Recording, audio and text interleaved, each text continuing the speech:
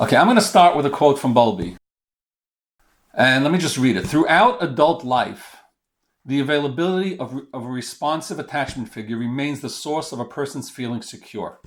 All of us, from the cradle to the grave, are happiest when life is organized as a series of excursions, long or short, from the secure base of our attachment figures. Now, that's classic Bowlby. This is classic attachment theory. Maybe you could look at this as attachment theory in a nutshell. But I just want to be medayik in Bowlby for a moment. Maybe too many years of learning Gemara, but I want to look at the words that he's using.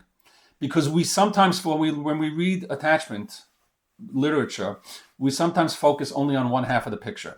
So if we're looking at this sentence, where would we focus? We focus on the term attachment figure. We focus on the term secure. And there it is again, secure base, attachment figures. It's all about attachment. It's all about a connection. But Bowlby says something else here, which is equally as important. Bowlby says that all of us, from the cradle to the grave, are happiest when life is organized around a series of excursions, long or short, from the secure base. The series of excursions are as powerful, as meaningful as the attachment. So the classic example that's always given is that Bowlby gave, I believe, was a child running away from mommy in a playground. The child will run, let's say 10, 15 feet, turn around and see if mommy's looking. If mommy's looking, the child keeps running. He laughs and keeps running. If mommy's not looking, he runs back to mommy. So he's looking for that secure base. He's looking for that attachment. When he has it, he can go on an excursion. But what is he doing? What is that excursion? That excursion is as important as the attachment. To just be attached, if he just stays with mommy, that's not doing it. That's not what a human being is. A human being is running out and finding himself, finding an authentic expression of self, but always coming back to that attachment. So the series of excursions that Bowlby is talking about is something that I'm going to refer to throughout this presentation as authenticity. There's a lot of different words you can use, but I like the term authenticity. It's an authentic expression of self. I need to be attached. I need to have that secure base so that I can have an authentic expression of self. Just a quote from Sue Johnson, which is kind of saying the same idea, but taking it one step further. Secure dependence and autonomy. Those are the two words. Secure dependence is my attachment. Autonomy is my excursions. Secure dependence and autonomy are two sides of the same coin rather than dichotomies. The more securely connected we are, the more separate and different we can be. And that's so much of what I'm going to be talking about today. The more securely connected we are, the more separate and different we can be. So if I were to ask you, what are the two most powerful emotional drives or values? What drives us the most as human beings, at least from an attachment theory perspective? The answer may very well be these two things: authenticity and connection. My need to be an authentic expression of self. I want to be me. I want to be me. I want to be connected. I want to be attached to you. I want to be, but I want to be me. And let's just define these two terms, because this is what we're going to be talking about.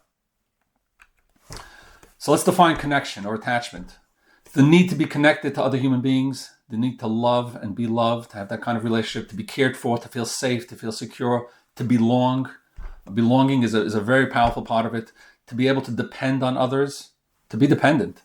The term that Sue Johnson used was secure dependence. We want to be dependent. That's one half of the picture. But here's the other half.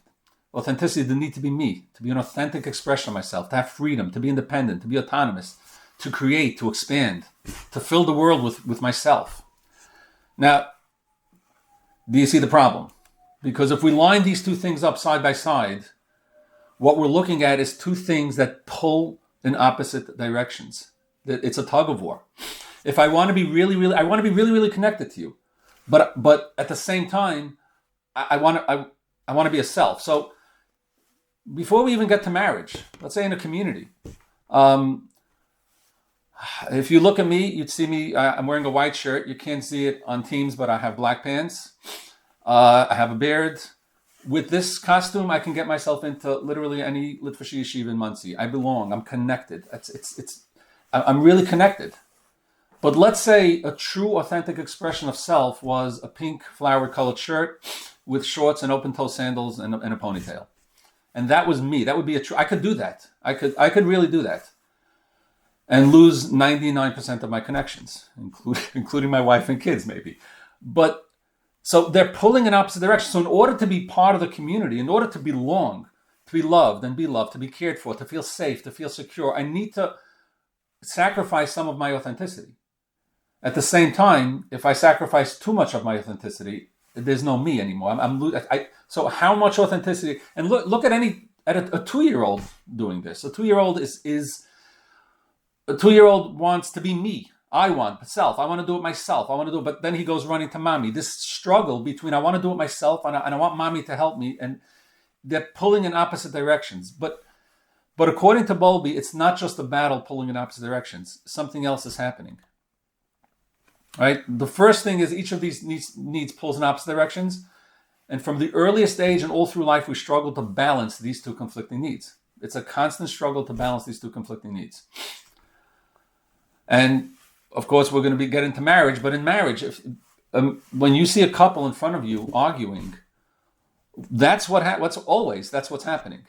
Always what's happening is the need for authentic expression. I want to live here. No, I want to live here.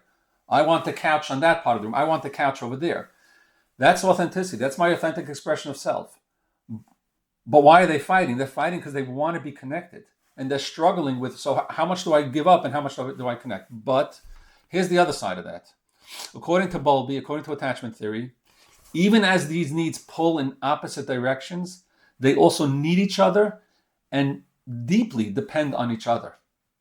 I cannot be authentic if I'm not connected. That was the first statement that we said from Bowlby. That's the child who's running away from mommy. He needs to look back and he needs to be connected. If I'm not connected, I cannot be an authentic expression of self. Whenever I run out in the world and I try to be myself, I need to plug back in. I need to go back and experience connection, or else I can't be an authentic expression of self. And the other side of that is I cannot be connected if I'm not authentic. Because if I have to give up my authenticity to connect to you, then who's connecting to you? It's not me. It's some fake part of me that I just created. If I have to just be a fake version of myself and that's how I'm going to connect, it's not going to work. I'll be connected, but it's not me. So I need to be connected in order to be authentic. I need to be authentic in order to be connected. They need each other and they pull apart from each other.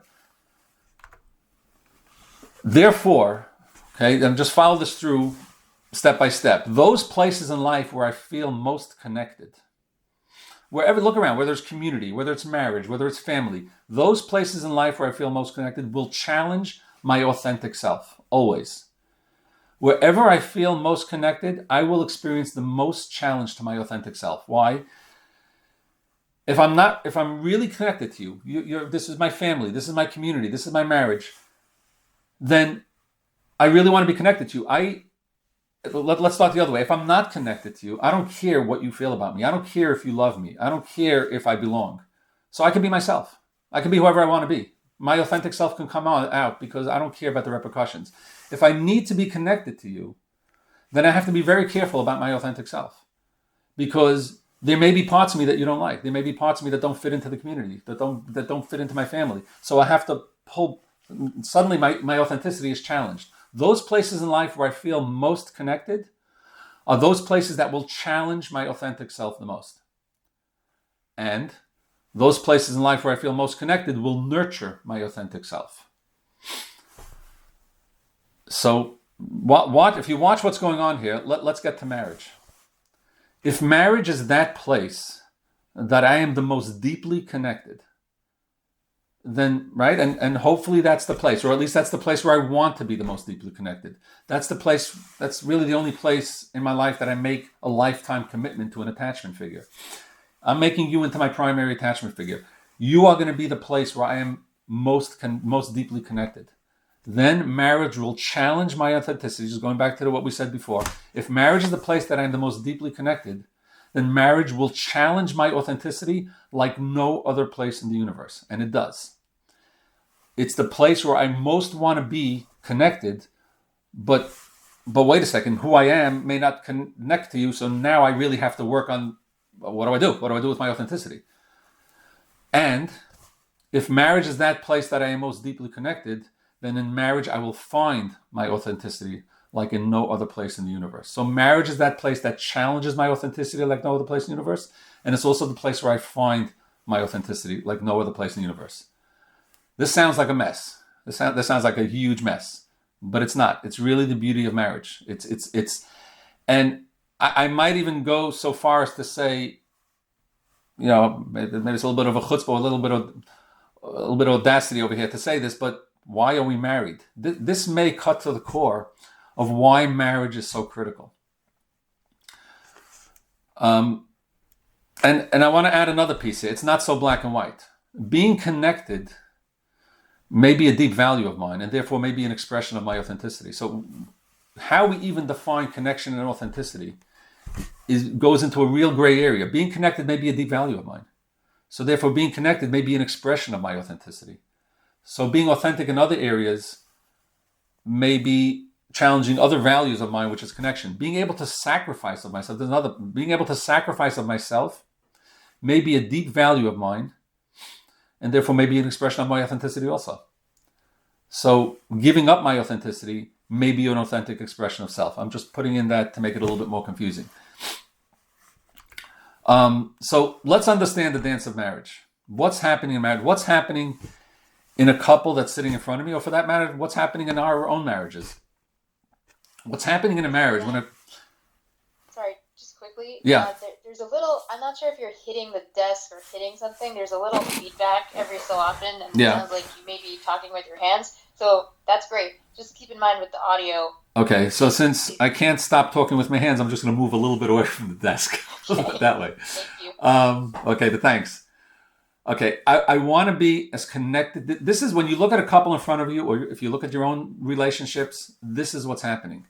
And to work with a couple, here's where I'm going into the conceptual space of what's happening in couples therapy. And this makes no difference what model of couples therapy you're using.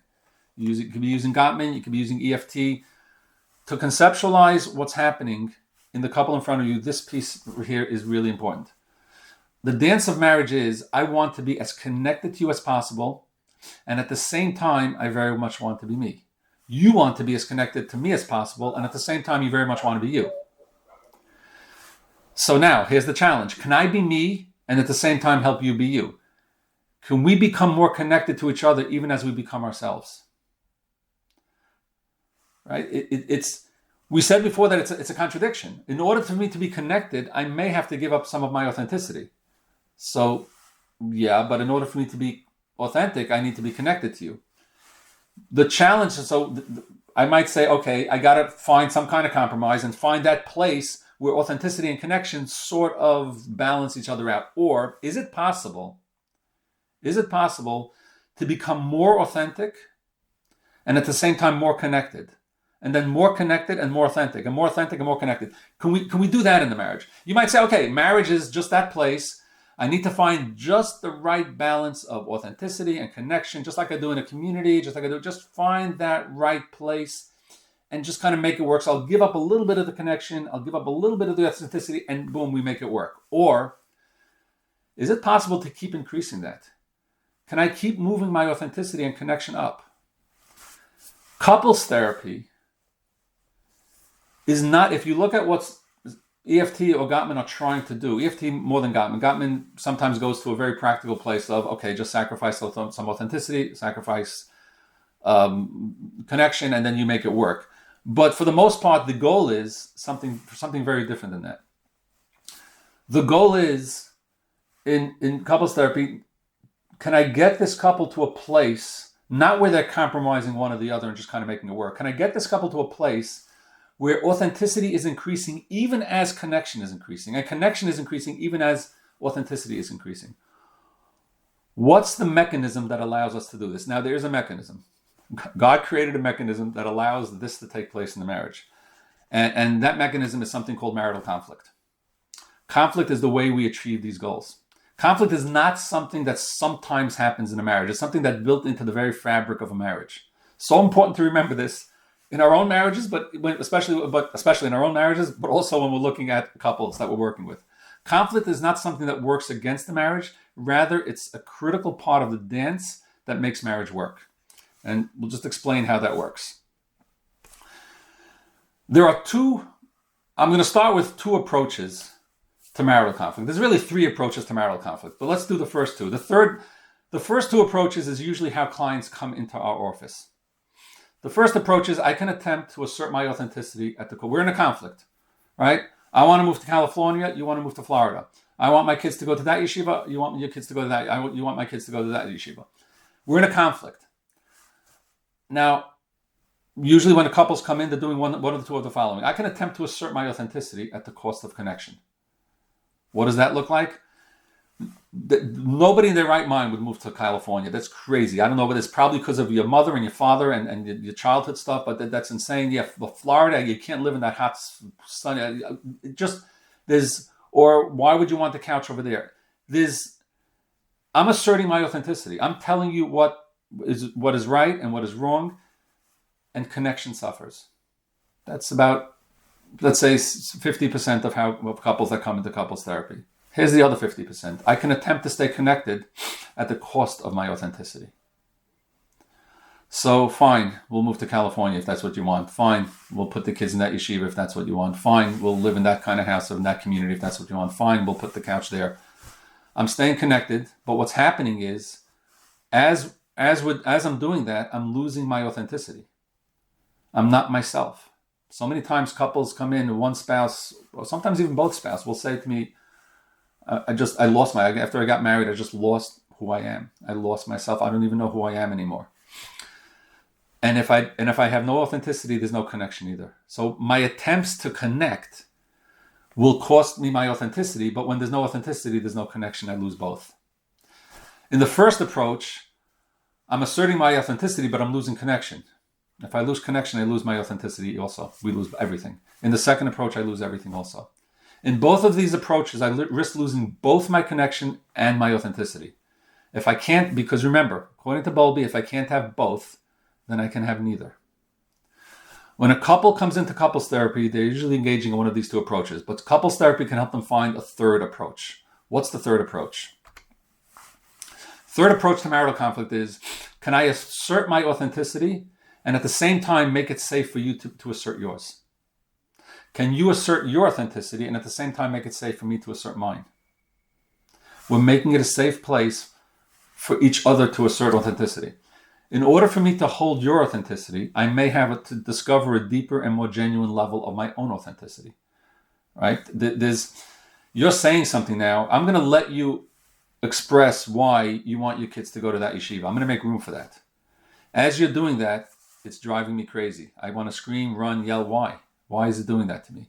In order for me to make it safe for you to express your authenticity, I have to go deeper inside myself. I have to find a deeper level of authenticity in myself. As I'm doing that, I'm allowing you to express your authenticity. I'm finding a deeper level of authenticity inside of me. What's happening in the room, and we're listening, and then we switch roles. As we're doing that, what's happening is we're finding deeper and deeper places of authenticity inside ourselves. We're expressing deeper levels of authenticity in terms of in a safe environment, and we're connecting. Connection goes up, authenticity goes up. In order for me to make room for all of you, I first need to make room for all of me. That's what makes this process so hard. And in the process of couples therapy, and again, I'm not going to go into how we do this. That's for the trainings. But EFT has an approach to how they do this. Gottman has an approach to how they do this. Every other method of couples therapy that I'm aware of tries to make this happen in some way. Let's do a quick run through of what this might look like. Let's say you have a couple that's arguing over, I want to build a really luxurious home and I want a more modest home. And that's their fight. That's what they're struggling with. Now, what would that fight look like coming into your office? What that fight looks like coming into the office is, this is a total waste of money. You're always so busy with what people will say. Just because your parents live like that doesn't mean that we have to. There's no way I'm living in a house like that. We don't have to advertise our money to the world. Why shouldn't we be comfortable if we can afford it? Do you hear what's going on here? A lot of assertion of authenticity, connection is falling away. I'm not interested in being the only one on the block with a house like that. Every single friend I spoke to says I'm right. That's actually my favorite one. Find me one person who agrees with you. What do you care? Why do I have to suffer just because you want to be a tzaddik? This is what it looks like. Authenticity is just authenticity. I'm asserting my authenticity and losing my connection. And in the process, losing my authenticity also. Where do we try to get a couple to go? And again, I'm not going to go into how we do this. This is just the what. The how we do this would depend. You might be using Gottman interventions, you might be using EFT interventions. But in both of those cases, you're trying to get the couple to have a conversation that looks something like this. You cannot understand the kind of home I lived in when I was growing up. It was so hard for me when I went to my friends' homes. I need you to understand how money was talked about in my home. And then the questions we might ask with each other. What does it bring up in you when you see people living in that kind of home? What would it bring up in you if you see people living in that? What would it bring up if you see people living in that kind of home? Can I share the values that I associate with the kind of houses that people live in? Can I share that with you? It would be so hard for me to live in that house. I just cannot see myself living in a house like that. I would walk into the house every day and it just wouldn't be me. You know how hard that is? And then there are so many fears that come up inside of when I think of not having the kind of house that I want. There's so many other feelings: embarrassment, anger, loneliness, sadness, jealousy. Can we express all this stuff to each other? Can we talk about that? Can I listen to all of your embarrassment, anger, loneliness, sadness, jealousy? Can you listen to all of mine? There's so many memories that are coming up for me in this conversation. Can you share them? There's so many dreams that are coming up for me in this conversation. Oh, wow. Can you share them? How about other questions that we can ask each other? How is your sense of self, or my sense of self, impacted by the type of home that you live in? How is your sense of belonging impacted by the type of home you live in? This is the curiosity we want to have about each other. You notice what we're doing here is we're not asserting our authenticity.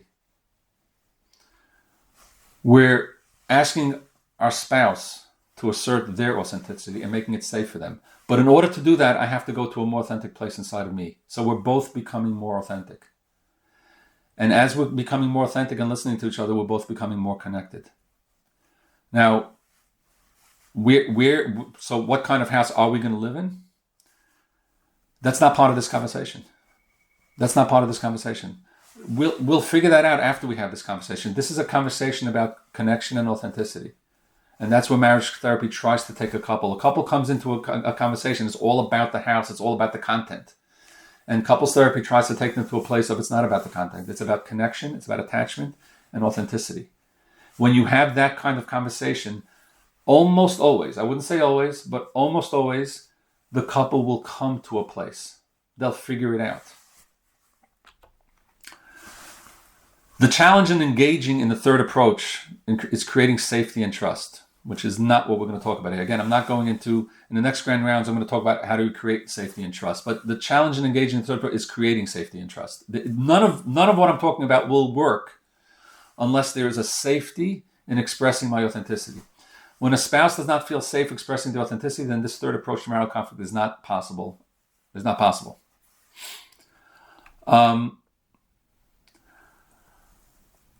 So let me talk about some of the outcomes of this. Here are some outcomes of what I've just discussed, how it plays itself out in the world of couples therapy, in the world of therapy in general. Marriage is a place where our deepest hopes and dreams can be fulfilled. It's also a place where our deepest hopes and dreams can collide with reality. Right? This is what we're talking about now. The value that's attached to marriage is not just about attachment, it's about also being me.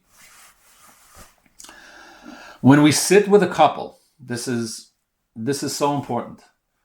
When we sit with a couple, if all we're focusing on is attachment, we're missing half the picture. When we sit with a couple in couples therapy, our case conceptualization must always include the authentic expression of self for each spouse. They get lost in attachment, and sometimes we get lost in attachment. And sometimes when attachment works, we feel great as a therapist. There's attachment happening. And I've experienced in the past situations where couples left couples therapy too early because both they and myself as a therapist thought they were done because the attachment was working. And I had recently a guy came back to me 2 years after finishing couples therapy. It worked. He was learning, there was so many attachment issues, and he was really learning how to make his wife happy, and she was learning how to make him happy, and it was all working.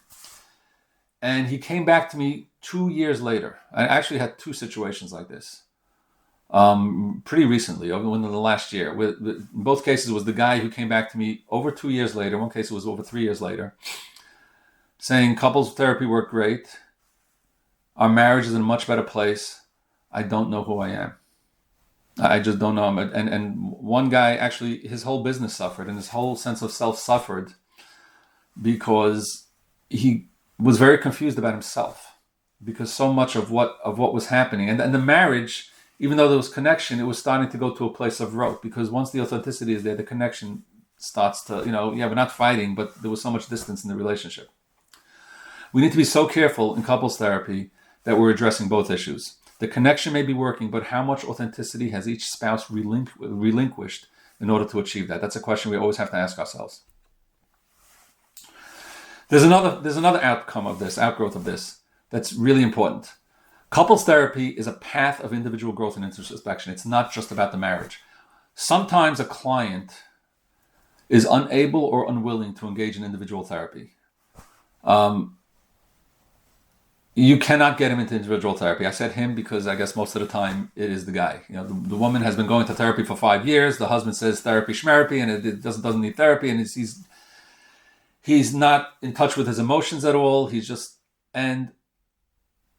The couples therapy can be a pathway into individual work. If we realize that the couple sitting in front of me is, and I don't mean not necessarily a pathway to individual therapy. If the couple sitting in front of me is struggling with, if he's struggling or she's struggling with individual stuff, all that individual stuff can come out inside of couples therapy.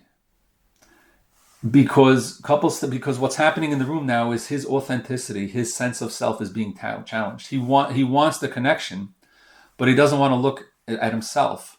But now his connection is being challenged. And when his connection is being challenged, he's feeling pain, and now his authenticity is being challenged. Very often, I've gotten some flack because someone will say that the spouse is not yet ready for couples work. They need a lot of individual work first. And I'll jump into the couples work.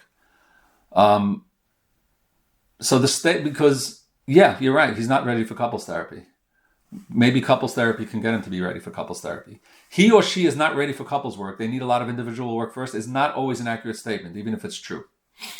I know that sentence makes no sense, but that's exactly how I want to portray it. There's seen many situations. Even the guy he's too. I've heard this many times. He has zero emotional awareness. Zero. He cannot sit with his wife and go through an EFT cycle. There's no way. There's just zero. He needs to work on himself first and get to that place of individual, and then he can come into couples therapy. No. Couples therapy can create many opportunities for the therapist to turn to one spouse and say, "What's happening inside you now? What's going on?" And have him explore that. In individual therapy, if I say to him, "What's happening inside you now?" he'll look at me and say, "Nothing." What do you mean, what's happening inside you? In couples therapy, he just blew up. He just exploded at his wife. He just rolled his eyes. And if I say, "What's happening inside you now?" and he says nothing, it's checkmate. It's not nothing. Something just happened. Let's explore that. Couples therapy creates the opportunity for the therapist to turn one spouse and say, "What's happening inside you now?" We need to look at couples therapy as maybe even another version of individual therapy in terms of helping clients grow and find themselves, finding their own authenticity. Another outcome of this idea: empowerment can often lead to disempowerment. Right? If you remember Sue Johnson's line at the beginning, that these are two sides of the same coin. When having a sense of secure attachment, secure dependence is the word she used, can give me a sense of autonomy. Which means if I lose my sense of connection, if I lose my sense of secure dependence, I can lose my autonomy, I can lose my authenticity. When a therapist helps to empower a client by helping them move from a state of dependence to a state of independence, right? My client is in a relationship with a narcissistic spouse, with a borderline spouse. I am going to help my client to become free of that. I'm going to help my client. My client is dependent on this dysfunctional spouse. I'm going to help my client to become dependent. The result of that Sometimes that's necessary, but sometimes the result of that can be severe attachment injury. You've just created an independence in your client. He or she is now independent of a spouse, independent of a family, independent of a community. I'm myself. I'm authentic. The result can be severe attachment injury and a sense of loneliness that is far more damaging to the client than their lack of empowerment. I get emotional when I say this when I read this paragraph, because it's something I've just seen so many times, and it's by well-meaning therapists, not by anybody who wants, but by well-meaning therapists. Now, the key words over here is dependence and independence. Right? We're moving the client from a state of dependence to a state of independence. Is that really what we want to do? Is that always the best approach? Again, if there's an abusive relationship, when a client is being abused, it's impossible. Yeah, a client needs to be independent of something that's very unhealthy. But are there other things that we can do? Is that the first place to go? We often assume that dependence is negative and independence is positive. That may not always be the case. Instead of helping the client move from dependence to independence, it can sometimes be more effective to help the client move from an insecure dependence to a secure dependence. That's really what we want to do. But I'm going to just state the obvious. If a relationship is clearly abusive, then the previous slide will not apply. But keep that in mind when you're trying to empower clients. We need to keep that in mind. What are we doing to their attachment? Because if we disattach them, and I've seen this happen in marriages, I've seen this happen in a community where somebody is empowered by a therapist to step out of the community and be themselves. I could be a woman in New Square and drive my car, and then I'm all alone. And when I'm all alone, I become very disempowered because I'm not attached. Even in those situations where we need to empower a client to become independent, we need to help them find other attachments. We need to help them connect. One other idea is being mavater. If anybody here is not familiar with the word mavater, it's just giving in. It's something, it's giving in, foregoing. And being mavater is considered a noble act. And there's one book on marriage that was written by a Rav in Eretz Yisrael. The whole book is about being mavater. And you know, it's a beautiful thing. However, if being mavater comes at the expense of my authenticity, it could eventually eat away at the connection in marriage. I've seen couples come into my office where one spouse was being mavater for 20 years, and there's nothing left of them. Nothing left. So they were being a tzaddik or a tzaddikis, and there's just nothing left of them. And so if there's no authenticity, then there's no connection either. So people are being mavater so that the connection would work, but then it doesn't work because there's no me to connect. Being mavater has to come from a place of value. If being mavater comes from a place of value and importance, then it can enhance both the connection and the authenticity in the marriage. In other words, there's something here. My wife wants the couch there. I want the couch there. You know what? If it's that important to her, I'll let her have the couch there. Can I do that because I love her, I care for her, and I want to give this to her? It's important for me. That's good. That's okay. But if I'm doing it from a place of whatever, I can't help it, then eventually that's going to eat it. Over time, it may create enormous resentment and reduce both the connection and the authenticity in the marriage. Keeping your eye on both authenticity and connection will help you see if being mavater is something that's working over here or working against the marriage. So, just in summary, when a couple can safely experience conflict as a necessary part of both individual and marital growth, then conflict can go from being a painful and chaotic battleground to becoming a playground of self-discovery. That's why I use the word playground. Can we de-pathologize conflict? It's not a bad thing. It's a good thing. When a couple really understands what's happening inside of conflict, they can go to a place of, you know what? Let's have conflict. Let's do conflict. And the same thing, when we as therapists can experience our clients' conflicts in this way, then our clients can become less afraid of conflict, and the therapy room can become a playground of self-discovery. Just to end with this idea, there's a Mishnah in Pirkei Avos that says that hold on one second. There's a Mishnah in Pirkei Avos that says that Kol machlokas shel shem shemayim sofer l'skayim. Any machlokas any disagreement, any argument that's l'shem shemayim, for the sake of heaven, sofa l'skayim. It will literally, the literal translation of sofa l'skayim is, it will last forever. It will be mukayim. It'll always last. That's the literal translation. And Mefarshim give different understandings of that, but why sofa? Why would you want a conversation to last forever? And the example that the Mishnah gives is the machlokes Shammai and Hillel, where Chazal tell us that Shammai and Hillel will be, Beis Shammai and Beis Hillel will be arguing Law even after Mashiach comes. Why would we want a conversation to last forever? And I think the answer is right here. There's nothing wrong with machlokas. Machlokas is a good thing. When machlokas can last forever, we can continue to become more authentic, more connected, more connected, more authentic. If it's l'shem shemayim, if the reason why we're battling now is l'shem shemayim, what does l'shem shemayim means? I wanna grow in an authentic way. I want to be connected in an authentic way. I want the truth. When a machlokas is l'shem shemayim, I will continue to be authentic. I will continue to be connected, and they will both grow equally.